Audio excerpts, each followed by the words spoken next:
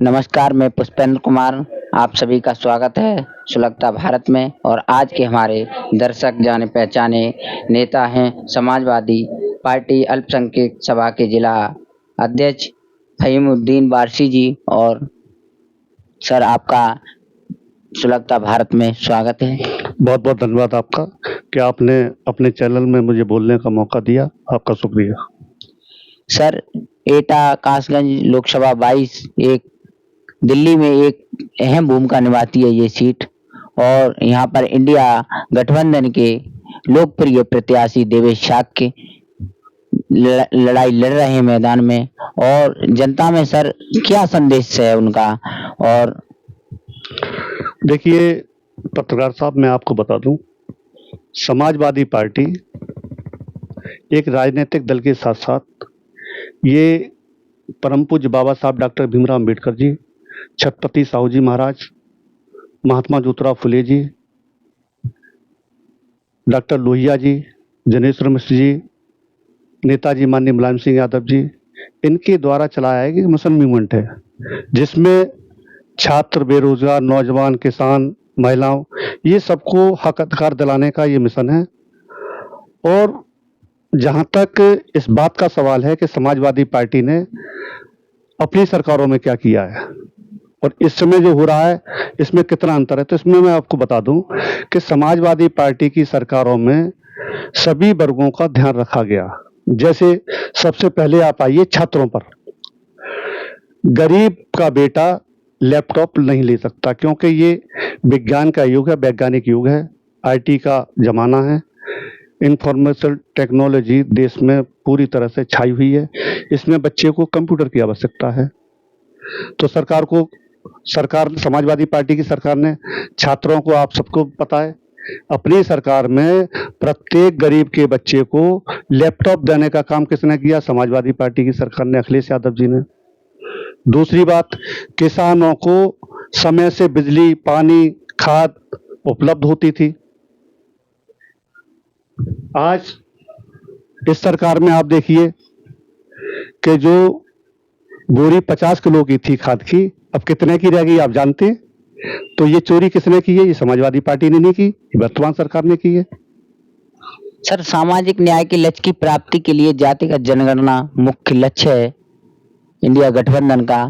क्या अगर इंडिया गठबंधन की सरकार केंद्र की सत्ता में आती है तो ये लागू होगा? देखिए, जातिगत जनगणना देश में आवश्यक है अगर सामाजिक न्याय ये वर्तमान सरकार चाहती है तो। भाई, जिसकी जितनी भागीदारी, जिसकी जितनी संख्या भारी, ये तो नारा पहले ही दिया हुआ है। भाई, जिसकी ज्यादा संख्या होगी उसी हिसाब से तो लोगों को सुविधाएं मिलनी चाहिए। अब सुविधाएं क्या है? लोगों को नौकरी है, शिक्षा का अधिकार, ये सब किससे मिलेगा? आरक्षण से। अब आरक्षण तो जब होगा ना, जब ये जाति जनगणना हो जाए। तमाम तरह के फार्मूले अपना करके वर्तमान सरकार जो वास्तविक जो हक अधिकार के जो मालिक हैं, जिनको हक मिलना चाहिए, उनको नहीं मिल पा रहा है। किसको मिल रहा है?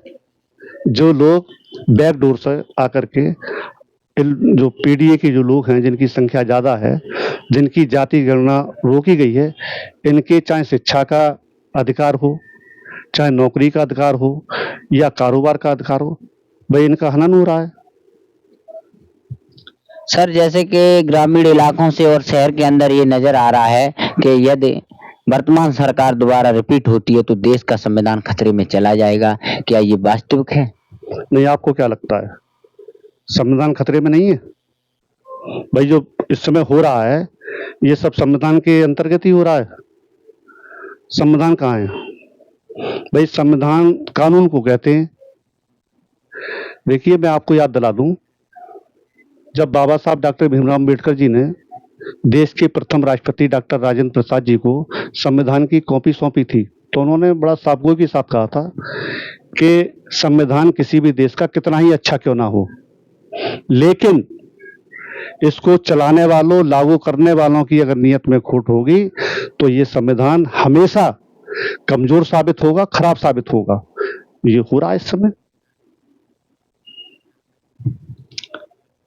जैसा कि सर समाजवादी पार्टी पीडीए की वकालत कर रही है और हमेशा से करती आई है, और माननीय नेताजी ने भी, जैसा कि महिला आरक्षण विधेयक पास हुआ नए सदन में, माननीय नेताजी का कहना था एससी, ओबीसी और एसटी अल्पसंख्यक की महिलाओं को जाति जनसंख्या के आधार पर आरक्षण में आरक्षण का प्रावधान हो। लेकिन इस महिला आरक्षण विधेयक में ऐसा कुछ प्रतीत नहीं हो रहा। सर, आप इस पर कुछ प्रकाश डालेंगे? देखिए, इसके लिए हमें अपने लोग हैं, ये पीडीए के जो लोग हैं, इनको जगाने की आवश्यकता है। ये हमारे लोग आज भी सोए हुए हैं।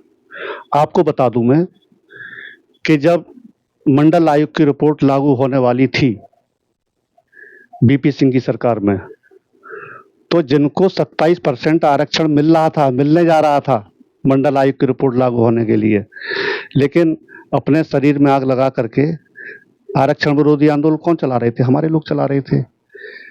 क्योंकि जो लोग आरक्षण विरोधी हैं वो नहीं चाहते कि एससी बीसी के लोगों को आरक्षण मिले। इसी प्रकार के हथकंडे इस समय अपनाए जा रहे हैं। आप देखिए, नौकरी कहाँ मिलेगी आदमी को? आरक्षण कहाँ मिलेगा?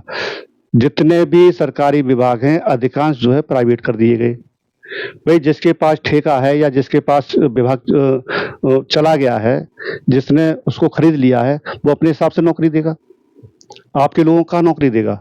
आरक्षण तो सरकार में होता है ना, सरकारी नौकरी में वो तो अपने हिसाब से भर्ती करेगा। कहाँ नौकरी रह गई एससी बीसी के लोगों को? अब कोई बने तो बनता रहे।